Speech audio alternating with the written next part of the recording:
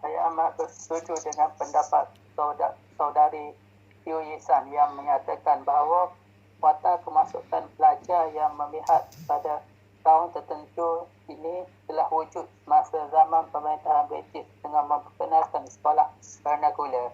Ini merupakan salah satu cabaran yang dapat membawa kepada unsur-unsur sensitif di antara kaum ke tahap yang lebih mencabar jika ianya tidak dikawal dengan baik oleh pihak Kementerian Pendidikan Malaysia. Ketidakadilan pengagihan pemasukan pelajar ini amat dirasai oleh kaum Cina dan India kerana mereka agak dipinggirkan dalam sistem pendidikan di universiti tertentu. Kerajaan juga boleh mempertimbangkan balik perkara ini dengan membenarkan 20% kemasukan pelajar Cina dan India ke universiti khasnya UiTM yang hanya dibuka untuk orang Melayu dan bumi betera sahaja, agar dapat mengurangkan unsur sensitif yang melibatkan yang dapat menggugat hubungan di antara kaum di Malaysia. Jika ianya tidak dibuat rombakan atau pindaan dalam sistem pendidikan ini, dikuatiri hal ini akan menyebabkan mereka membuat perhimpunan yang menuntut hak pendidikan mereka agak disamaratakan dengan kaum Melayu dan kemasukan ke universiti yang telah Puan Yuyesan katakan sebentar tadi, iaitu UiTM dan Kolej Matrikulasi. Sebagai contoh, Perhimpunan Bersih 2012 atau Bersih 3.0 juga dipanggil duduk bantah. Ianya merupakan satu perhimpunan tunjuk perasaan yang dianjurkan pada 28 April 2012 di Pusat Bandar Kuala Lumpur, Malaysia.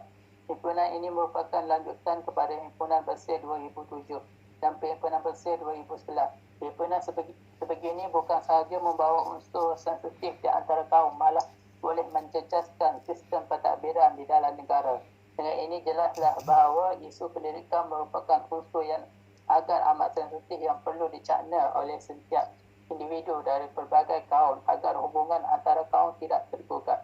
Apakah saudari Teo Yesan menganggap isu perbezaan agama yang wujud di antara pelbagai kaum merupakan salah satu lagi unsur sensitif yang mampu menggugat hubungan antara kaum? Dan bolehkah saudari Teo Yesan menjelaskan kepada saya sebab-sebab unsur perbezaan agama yang diamalkan oleh etnik yang berbeza ini dianggap sensitif pada pihak anda apabila kaum lain seperti Melayu yang beragama Islam bertindak mengajak anda mengenali agama mereka tanpa mempelekehkan agama anda, tetapi mereka menggambarkan keindahan agama mereka secara berlebihan terhadap anda menyebabkan anda terasa hati kerana anda menyayangi agama nenek moyang anda.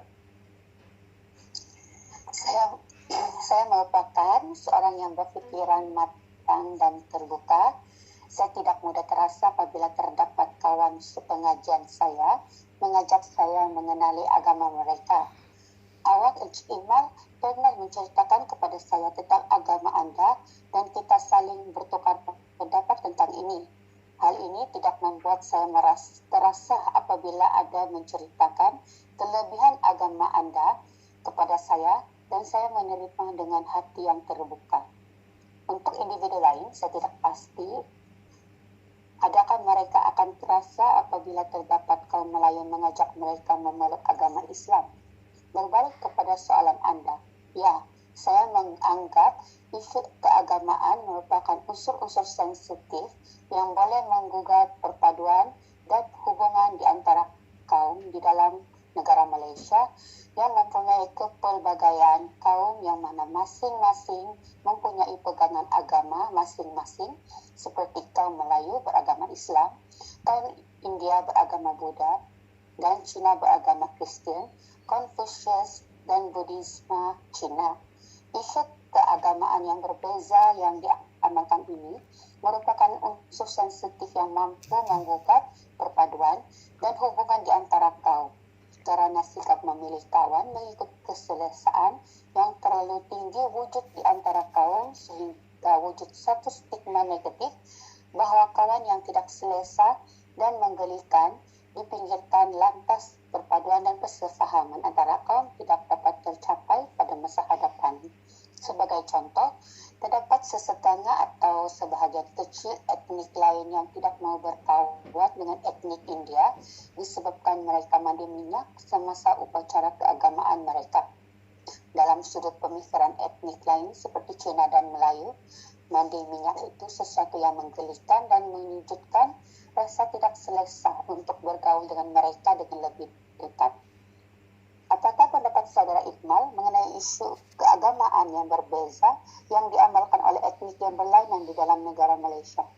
Adakah ia merupakan unsur sensitif yang dapat menggugat perpaduan dan hubungan di antara kaum di Malaysia?